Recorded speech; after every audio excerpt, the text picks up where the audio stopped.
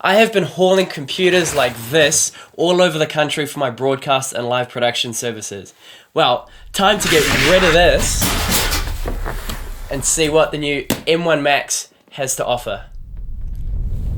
I have just picked up the 2021 M1 Max 16-inch. This comes with a 10-core CPU and 32-core graphics engine. This comes with a liquid retina XDR display capable of up to 1 billion true tone colors. It also has a 100 watt-hour lithium battery and a 1 terabyte SSD.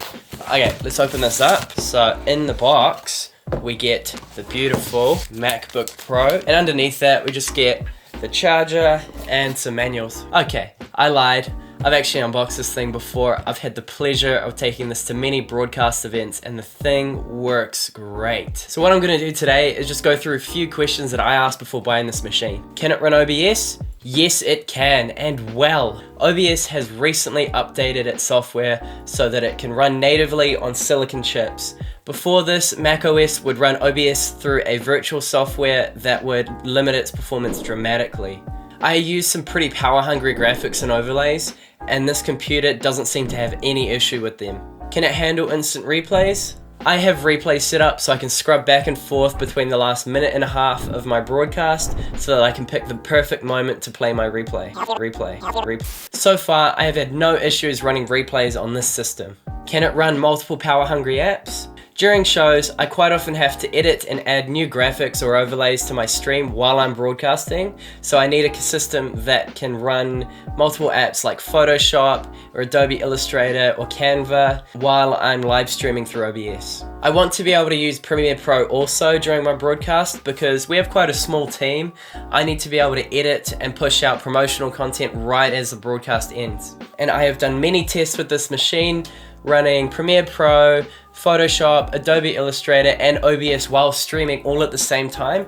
I have had no issues with lag on my stream or the computer having any errors or anything like that. It has just worked beautifully. I also forgot we need to be able to screen share to another monitor so that our commentators can talk about our stream. And then I've also got another multi-view monitor running straight out of OBS.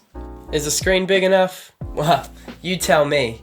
The 17-inch Pro Apple display is perfect for running my main broadcast screen, but the only other screen I need is a small 5-inch multi-view to make sure that any cameras aren't shutting down or doing what they're not supposed to.